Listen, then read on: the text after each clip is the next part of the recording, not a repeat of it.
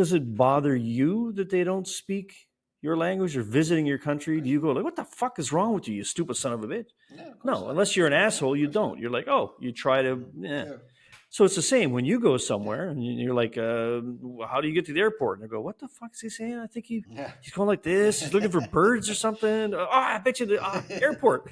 And they'll point you off and away you go. Yeah, It's just, yeah, just don't worry about the fact. If you wait until you can be fluent in something before you speak it, you'll never speak it. And the same, even like you said, with the Google Translate or any translation program these days, you go somewhere and you point it at a menu and it translate right on the mm, screen. It looks like the same fucking font and everything. It's kind of spooky yeah, almost. And it's not yeah, 100% yeah, correct, but you look at something and you can tell the yeah. difference between pork, rabbit, and frog anyway, so you're not making the horriblest mistakes. And even if you make a horrible mistake, so what? You've Probably. never tried deep fried goat eyeball? Well, try it once. You probably won't like it, but you don't really know. Then it's just something you've done.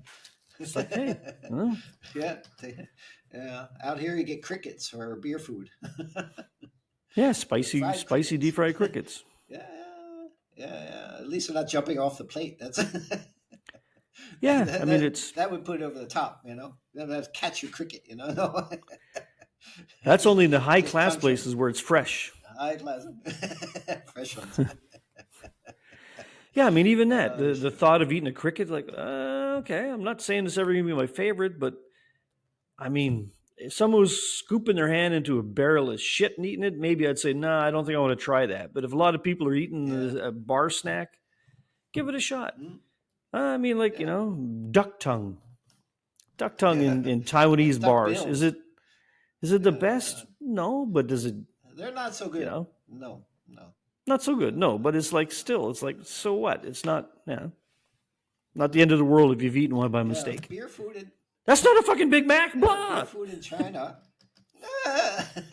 Beer food in China. One time we were sitting there, and all the guys were there. It was about 8 or 9 of us, 10 of us, something like that, around the lunchtime, right? And we're having beer, and they had some like peanuts or something in a basket. Okay, so I nibble on them because everybody's speaking in Mandarin, and my Mandarin is like nothing, virtually nothing. Outside of karaoke, I can't speak very well. So I'm eating these things, and I was like, these not very good. It was really stale peanuts, kind of softy and not very crunchy. They were okay. It was like deep fried, battered, kind of things.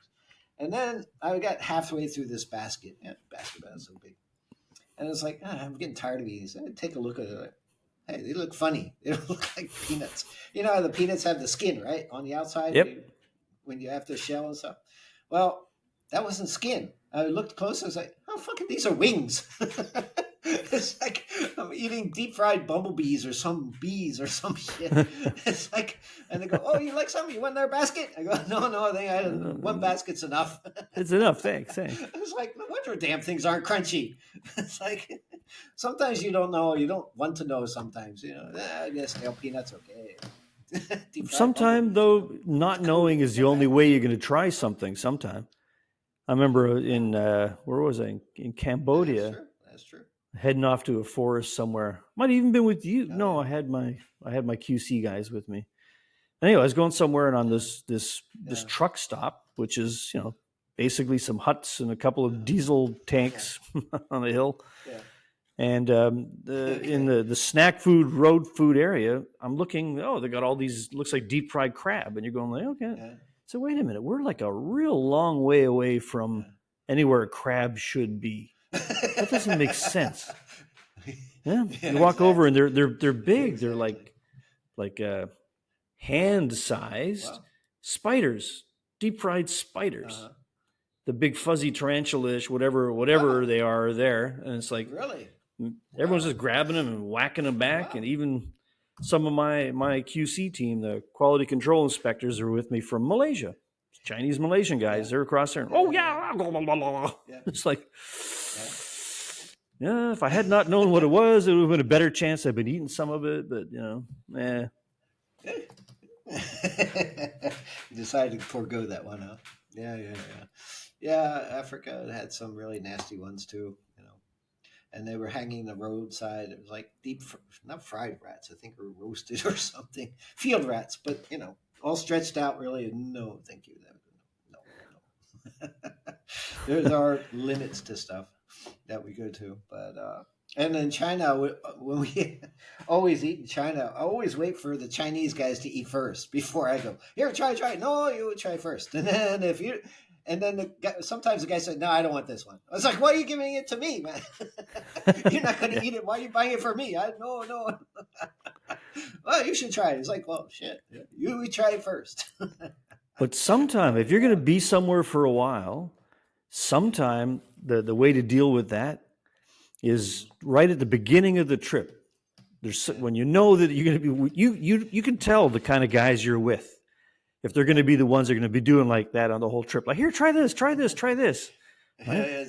And you feel at some time you feel if you don't know them very well, culturally you got to be careful. I'll try it and everything, but sometimes they're just being they're dumbasses everywhere, having fun giggling to you, right? And I remember doing that once with a factory. Well, actually, no, when in my office in Vietnam, it was the first year we had the Lunar New Year party for our all the people who worked for me there. And we were at a restaurant, and one thing that they did was we had a great big catfish. And what they used to do is they would take the catfish blood and mix it with vodka. And that was like I don't know if it was just only a New Year thing. Yeah, with vodka.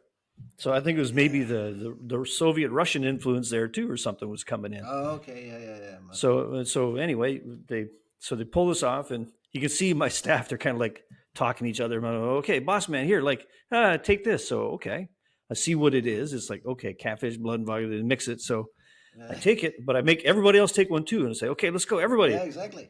And it's I've already forgotten. It's not even Kampai Nagambe. What is it? Bottoms up in Vietnam. Anyway, I've already forgotten. Can't believe it. Yeah, I can't remember either. But I said so. I made everybody drink it, right? And they're all like, "Oh no!" So I make everybody drink it. And then I did another round, and I looked at the table next to us. They had their catfish with the blood that no one was drinking, so I got in to bring that over too. And I just made everybody drink with about 5 or 6 of these fucking horrible. It was grosser than shit. Terrible. But they never ever for the following years they never once tried to get me to take something nasty ever again. I had the same thing in Vietnam. Vietnam is famous for that shit. It was turtle blood with Hennessy. Not good. No, I just took the red. I want the Hennessy. I don't need, but it's good. No. Just give me the Hennessy part. I'm happy with that one. If it's so good, here's for you. I'll give you the extra turtle blood for you, my friend. There you go. That's nasty. Yeah. No, thank you. But the snake wine was the worst I think I've ever had in my life. That shit. Oh man. Who invented you put a snake in a bottle of like alcohol? I mean, no, it's just wrong, Steaks and a bigger like snake, little snake, any snake doesn't belong in a bottle of alcohol.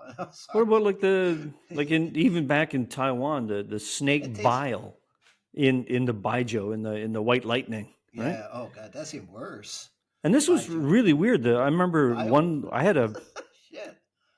A very, very sophisticated supplier who was educated in the States or the UK or something. This guy, but he ran a big company and the whole bit, right? And we'd go down sometime, and you'd go to the night markets, and it was that you'd have the snake bile, and they right in front of you cut the snake open to squeeze the fucking bile into this shit, and you drink it.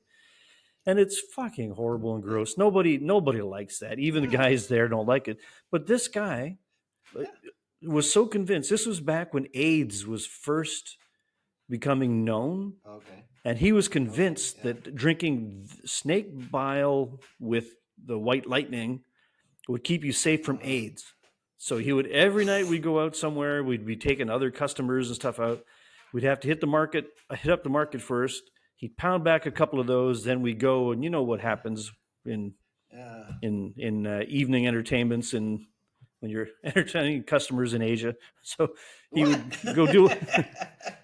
Yeah, you go to the night market and drink snake bile. What are you talking about? Yeah, exactly. So he was just convinced. He was convinced. I don't know. I lost track of the guy. I wonder did it work for him or not? I I don't don't know know. whatever happened to the guy, but Oh, that's nasty stuff. That's nasty stuff. Oh man. Yeah.